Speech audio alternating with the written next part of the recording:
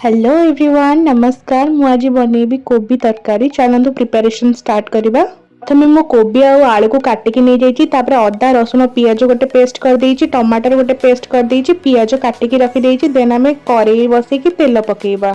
मुझे refine oil use करछि आपण चाहिले मस्टर्ड ऑयल भी यूज कर पारिबे। मुझे भाजी देली तेल पकेइकी कोबीटा जेमति देखिबे गोल्डन ब्राउन हो जिवो ताको आमे काढी देबा देन आमे आलू पकेइकी भाजिबा।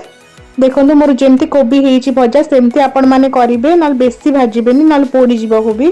आपण माने जदि मो चैनल रे नुआ अछंती सब्सक्राइब करबा को भूलिबेनी और लाइक शेयर कमेंट भी करिवे। कोबी आलू भजा सरला परे मोटी जीरा और तेजपत्र पकई देली टिके फुटिला परे मो पियाज पकेइली। पियाजटा गोल्डन ब्राउन होला परे आमे ऐड करबा अदा रसुण पियाज जो बाटी की रखिथिले अदा रसुण पियाज बटा को ऐड करके आमे भलो भाबरे कसिबा देन आमे ऐड करबा टमाटो पेस्ट। जेहेतु मोर गोटे छोट कोबी नहीं थी से गोटे मीडियम साइज टमाटो यूज करिछि। टमाटो पेस्ट ऐड कर सारा पर आमे हल्दी गुंडा ऐड करबा। एबे मु भलो भाबरे मसाला को कसिबी अल्प अल्प पानी देकी भलो भाबरे कसिबी। मु एठी 10 मिनिट पूरा कसी सारलेनी कसिला परे मु सब मसला गुंडा ऐड करिवि। मु एठी ऐड करछि गोटे चम्मच धनिया गुंडा गोटे चम्मच जीरा गुंडा और लंका गुंडा। मु एठी Kashmiri red chilli powder use करछि टिके भलो कलर आसीबा पई। सब मसला यूज कर सारा परे टिके पानी देकी भलो भाबरे कसिबा।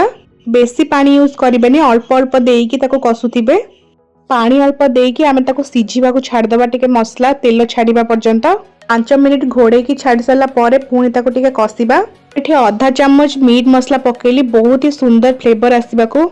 मीट मसला पके सारा परे आमे बहुत भलो भाबरे कसिबा। कसी सारा परे आमे जो भाजी की रखिथिले आलू और कोबी को ताको ऐड करबा और टिके पानी भी ऐड करबा। मसला सब आलू और कोबी सहित मिसवा पर्यंत आमे ताको भलो भाबरे कसिबा। पूरा मसला जेमती कोबी और आलू भितर पसिबा सेही भलिया कसिबे। देन आमे लूण ऐड कर दबा स्वाद अनुसार। लूण ऐड कर सारा परे भलो भाबरे मिसेइबा। मिसेइ सारा परे आमे किछि पानी दबा सिझिबा पई। मु एठी कस्ता टाइप रो रखिबी सेति पई एतिकी पानी देली केवल सिझिबा पई।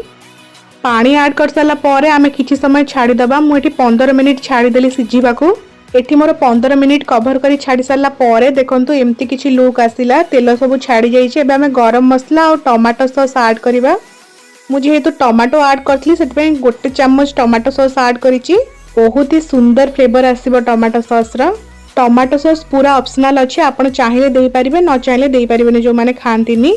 लास्ट रे हमें धनिया पत्र ऐड करबा। देखंतु हमरा पूरा कंप्लीट हे गला।